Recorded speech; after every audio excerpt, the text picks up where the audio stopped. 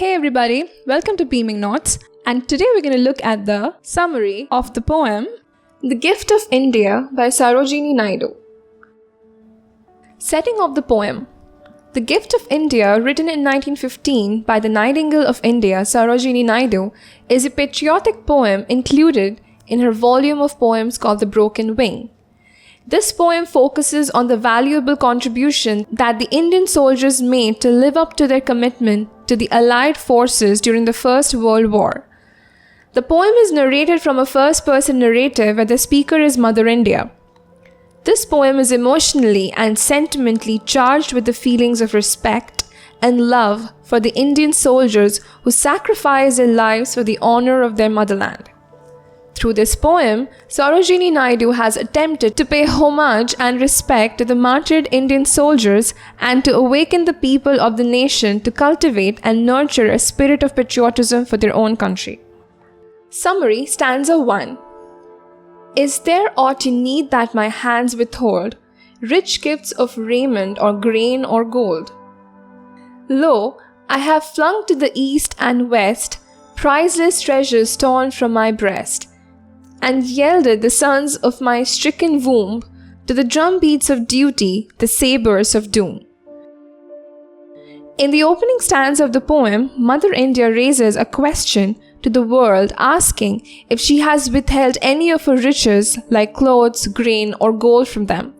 She asks if she has denied any form of sacrifice to the world that was needed for a better tomorrow.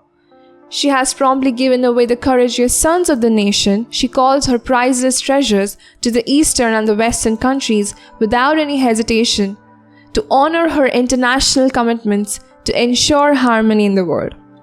She talks of her brave sons who have readily accepted every challenge that came their way to cater to their global commitments, as a result of which they are lying buried in foreign soils. Mother India agreed to send the Indian soldiers to the land of chaos, death, and destruction to protect the nation's integrity and prestige. She has given up the sons born out of her womb to the world for the sake of the country's esteem and commitments. Summary, Stanza 2. Gathered like pearls in their alien graves, silent they sleep by the Persian waves, scattered like shells on Egyptian sands. They lie with pale brows and brave, broken hands. They're strewn like blossoms, mown down by chance, on the blood-brown meadows of Flanders and France. In the second stanza, Mother India laments the death of the heroic soldiers who fought in the war with utmost valor and zeal and are now lying buried in their graves in the foreign lands, like pearls in their shells. Over 1 million Indian troops from Britain's colonial empire had served the British Army in the First World War, out of which around 75,000 soldiers died in foreign lands. Some of them are buried along the tranquil Persian Sea, while others are scattered like shells on the Egyptian sands. They lie pale and colorless with hands that have been broken in the battlefield.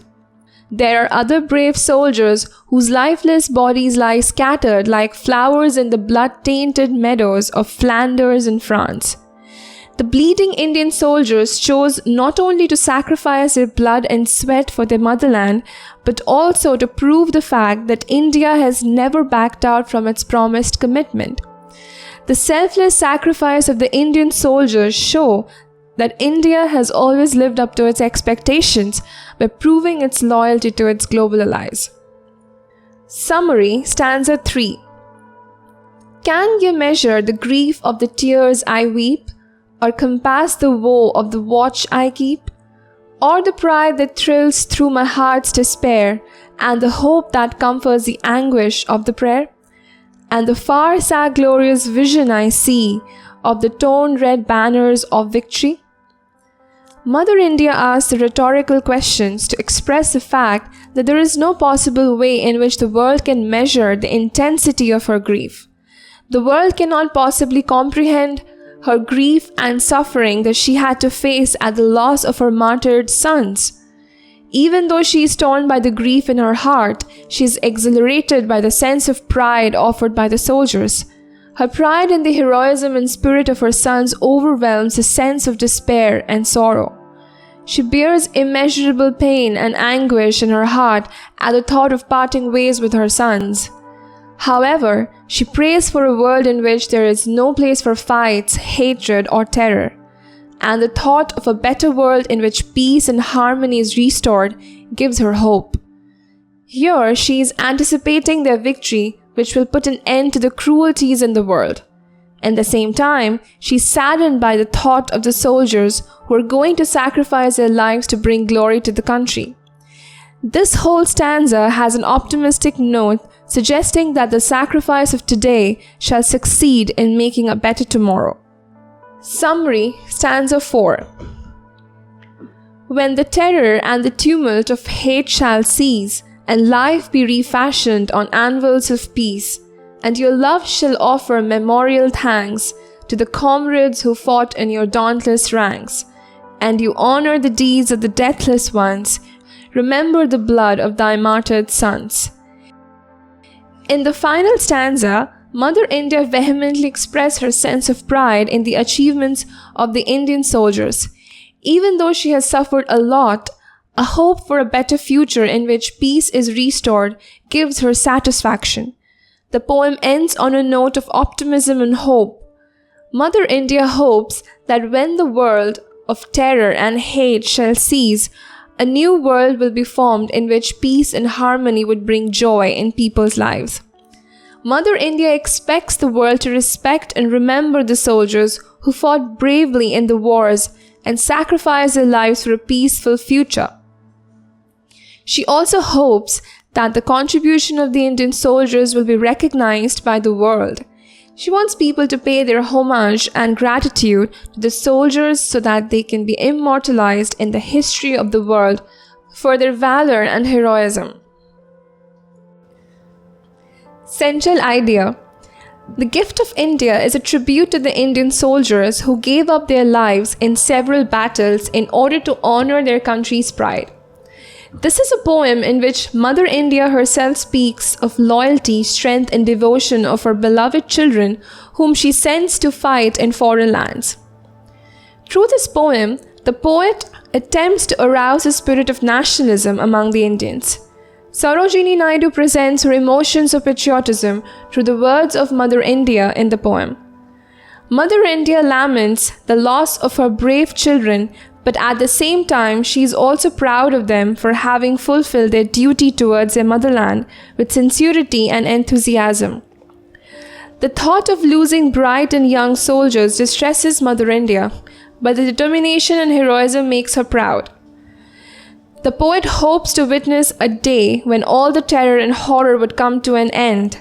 Mother India also hopes that the sacrifice of the lives of her children would be honored in the future when a new and peaceful world is built where there would be no need for battles and sacrifices anymore.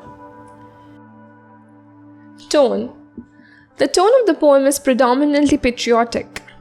The speaker evokes a sense of patriotism as well as kind of emotional response in the readers.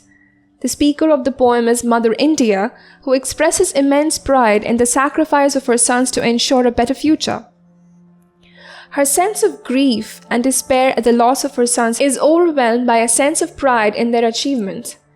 The brave and courageous soldiers who lost their lives in the foreign lands to serve British interests are given the utmost respect in this poem. Sarojini Naidu portrays a picture of the fearless soldiers who thought about the country's pride before themselves. Being a patriot herself, Sarojini Naidu anticipates the existence of a world in which love overwhelms hatred, peace overwhelms chaos, and harmony overwhelms wars. She repeatedly mentions the heroic deeds of the patriots who went to foreign lands to fight foreign wars just to make sure they obey their call of duty. The disheveled and fragmented bodies of the dead Indian martyrs on the blood-tainted battlefield brings forward a picture of the cruelty existing in the world. However, the speaker hopes that all these sufferings and sacrifices would get the people of India a productive outcome. She prays for the dead soldiers and also for a better world devoid of savagery and brutality. Condensation of the British to the Indian soldiers, as Sarojini Naidu suggests that the British eulogize their dead soldiers, but not the Indians who supported them selflessly. The patriotic mood pervading the poem is intensified in the last stanza as a poetess urges people to respect and honor the soldiers who left everything behind just to live up to the global commitments of the nation.